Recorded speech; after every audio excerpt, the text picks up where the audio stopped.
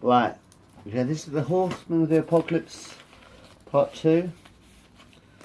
Fuck it. Chapter 3.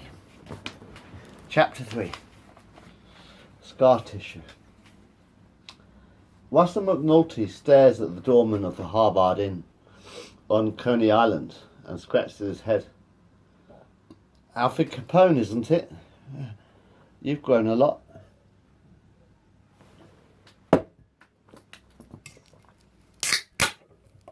The young, stocky, smart-suited Italian man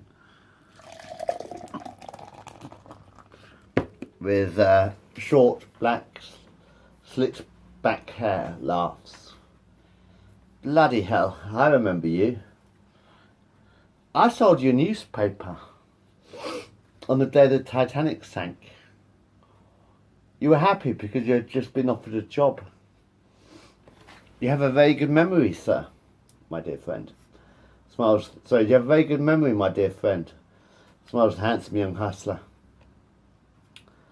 There are not that many people who give $1 tip to a paper boy, explains the young, nearly 6 foot tall doorman. You haven't aged a day in 5 years, Russ. Now, how the hell is that? Maybe one day I will tell you, chuckles the young, ginger-haired, still teenage rent boy. So, what have you been up to, Alfie?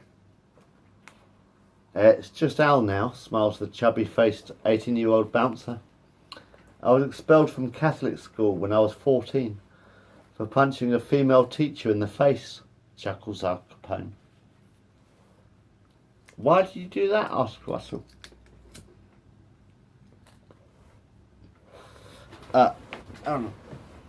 Sister Martha kept bugging me because I wouldn't say the Lord's Prayer in school assembly.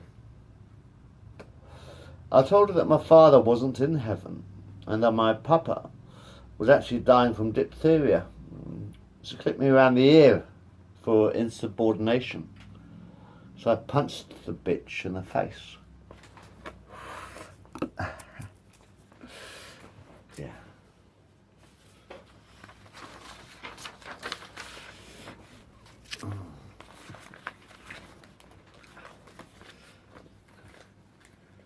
The time is sorry, I'm reading from a script here. I just written it the last couple of days, weeks, months. Where was I? The time is 9:30 on June the 10th, 1917, and Bill Crow and Paul Kelly are sitting at the bar of the classy saloon on red leather upholstered bar stools. Duncan, a slim, gay 23-year-old bartender, fills 2 glasses from a pitcher of ice-cold beer.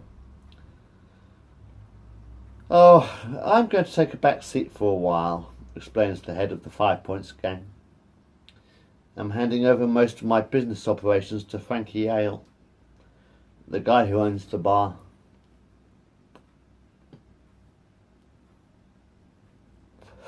Explains the mob boss, swinging his beer.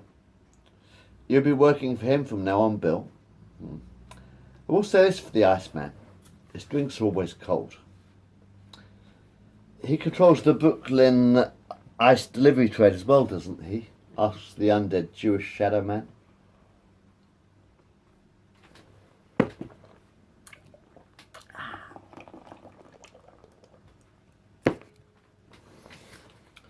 Not for much longer, unfortunately, sighs the mob boss. I read an article in the New York Times not so long ago that some company in the USA is starting to manufacture some newfangled freezing machine called a refrigerator. Johnny inhales deeply on his cigar. And I also need you to look out for Johnny Turrier whenever he is in New York. He usually visits once a month for a few days. Stay in the shadows, but watch out for the old fox, so to speak. Like a chicken waiting to be pounced upon, laughs Bill Crow. I will watch his back, don't you worry about that. Bill stares at the handsome camp bartender. I thought you worked in Johnny Torrio's casino. Frankie Yale poached me last year. In more ways than one, giggles Duncan.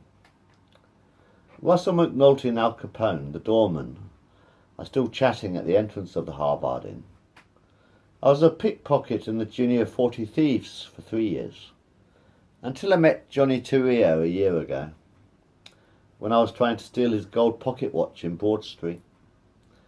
Anyway, he grabbed me before I could run away with it, and found me a job here as a bartender, and now I am the bouncer. Why is that? Asked the young teenage hustler. Just not pretty enough to stand behind the bar, I guess, laughs the stockily built doorman. Or maybe it was because I couldn't pull a decent pint without leaving too much froth on top. Then it might be because I threatened one of the customers. Occasionally, laughs Al Capone.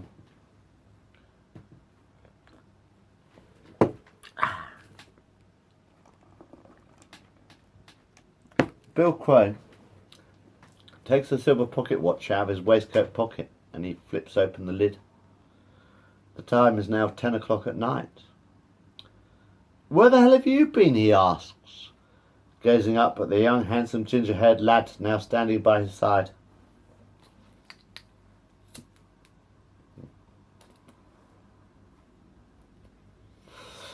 I got chatting to the doorman, explains Russell.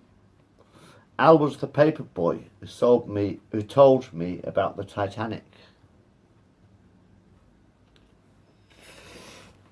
The undead Jew spins his stool to face Paul Kelly. Please allow me to introduce you to my travelling companion, smiles Bill. Russell McNulty.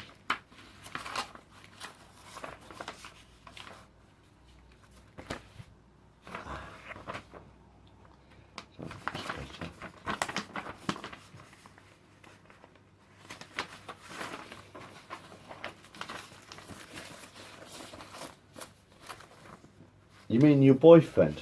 Chuckles the 42-year-old gangster. Look at dear Duncan behind the bar. We have no need for secrets in our business, apart from the ones we keep from the press and the police. Come to think of it, half of them are on the payroll too, he chuckles. Kelly nods his head towards the young camp bartender. A whiskey from my young friend here, please, Dunk. He points his right forefinger towards the tall, ginger-haired lad, standing beside Bill. An Orange Street boy, huh? Laughs Paul Kelly. You are old enough to drink alcohol, aren't you? Or would you rather have a Coke?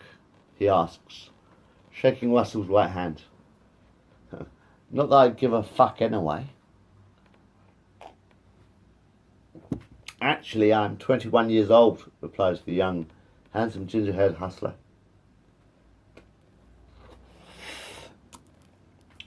You look a hell of a lot younger than that, laughs Paul Kelly. I thought you were about 16 years old. Well, you can blame Billy for that, laughs Russell. Guess how old he is. The mob boss scratches his chin and stares at Bill Crow's face. 25, he asks. I gave up counting after 1,850, laughs the undead Jewish shadow man. A handsome young 20-year-old, well-tanned Italian man, wearing a brown pinstripe suit and beige trilby hat, taps Russell on the shoulder with his right forefinger. You are late for work again, frowns Charlie Luciano, looking at the gold pocket watch he is carrying on his right hand. Looking at the gold pocket watch he's wearing on his right hand. It's 10:30. You should have started work half an hour ago. He picks up the boy's wicker boater from the bar and hands the orange banded hat to the young ginger-haired hustler. Relax, Lucky, suggests the mob boss. Tell Torrio that the lad is working for me tonight. He takes out a brown leather wallet from his jacket pocket and hands $40 to to the young Italian pimp. Lucky Luciano looks puzzled. "I thought you were married, sir," he asks. "And what is wrong with a little flutter on the side?" smiles the gangster. "We don't all have to walk down just one side of the road, do we?" "Sorry, boss," apologises Charlie. He looks towards Russell. 10 o'clock sharp tomorrow night. And don't be late, he warns. The young handsome Italian lad turns around and walks back towards the main entrance of the saloon. "Why change your surname to Crow?" whispers the young hustler into Bill's right ear. "I pick a new name for every town I arrive in. I kind of like to cover my tracks, so to speak," replies the undead Jew. He turns to face Paul Kelly, sitting on a stool to the right. "Are you really bisexual?" asks Bill. "Have you been to the bathhouses recently?" laughs the mobster. "Have you been to the bathhouses recently?" laughed the mobster. It is hard to resist the temptation of a handsome, young, sweaty man wearing nothing but a white cotton towel, he laughs. "Kind of reminds me of my boxing days." Al Capone, the doorman, takes out a copper pocket watch from his left trouser pocket.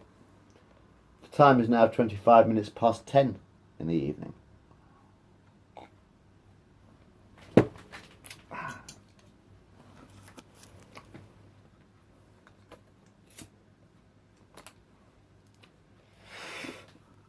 Frankie Galucio and two beautiful young ladies, one wearing a long black lace evening dress with her black hair tied in a bunch above her head, standing arm in arm to the right of the young man, and a younger, skinny woman wearing a gold lame knee-length dress with her long curled blonde hair hanging loose, stands to his left. At the entrance of the Harvard Inn, "We have reserved a table," explains the short, 5'6" tall Italian businessman.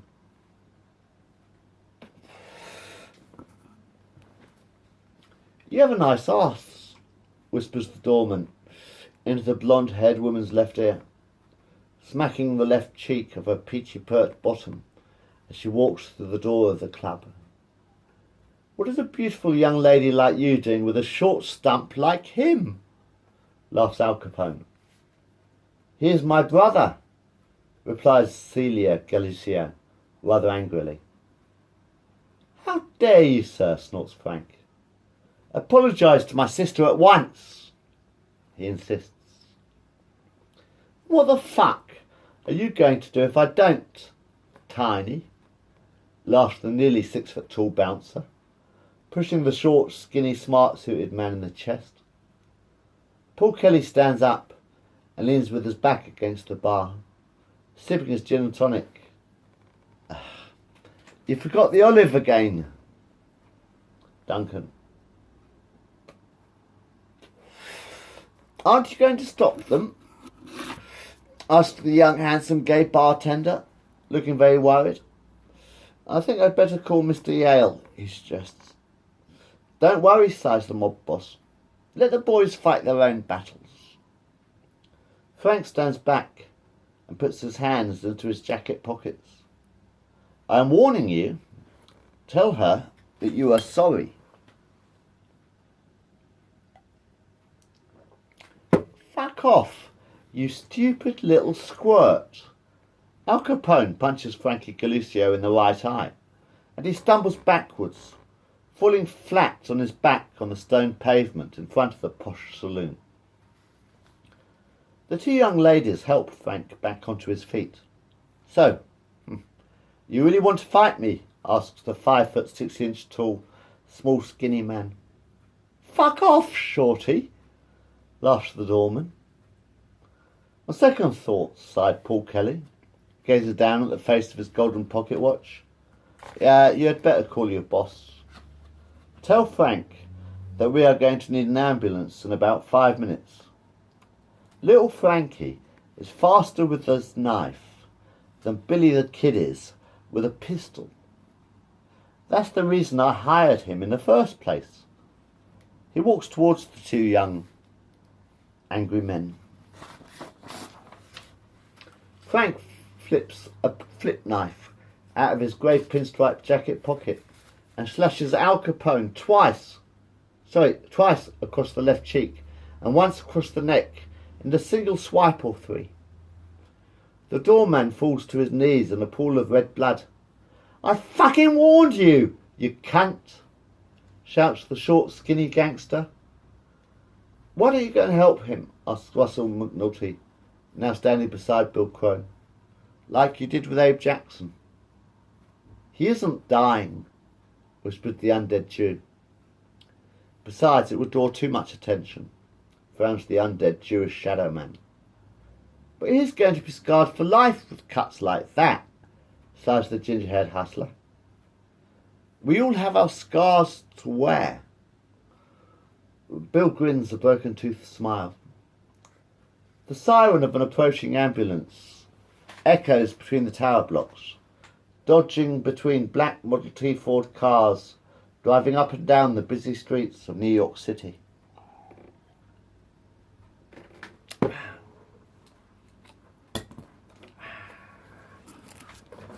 You right? Good. This is chapter 4, A Stitch in Time.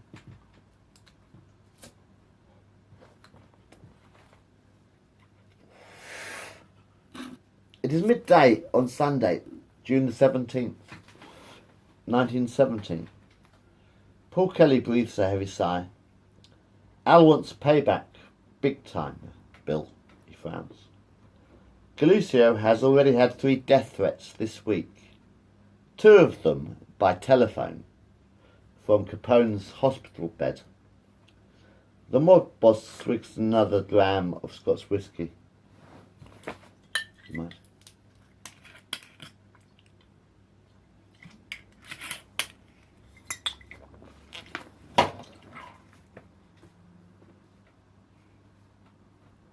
"Maybe you can get Mr. Yell to intervene," suggests the undead Jewish shadow man.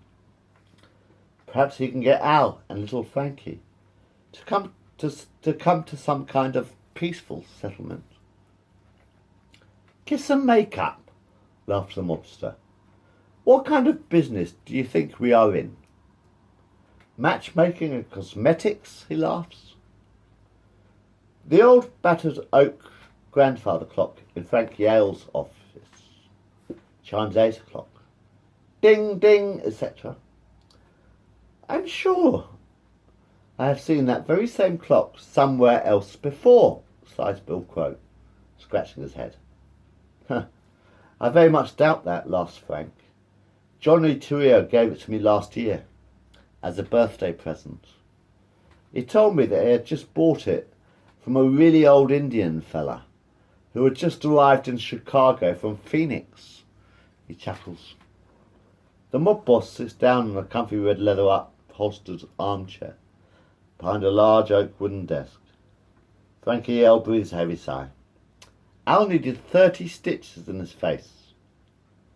He glares angrily at Frankie Galucio, sitting in a brown leather armchair on the right-hand side opposite Mr. Yale. "Guess who had to pay the fucking hospital bills?" He turns his head to face Al Capone. "Who threw the first punch?"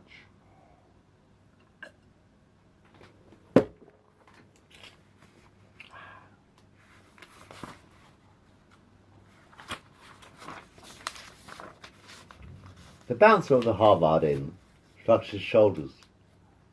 He was getting aggressive. "That's only because you insulted my sister," insists the small, skinny man.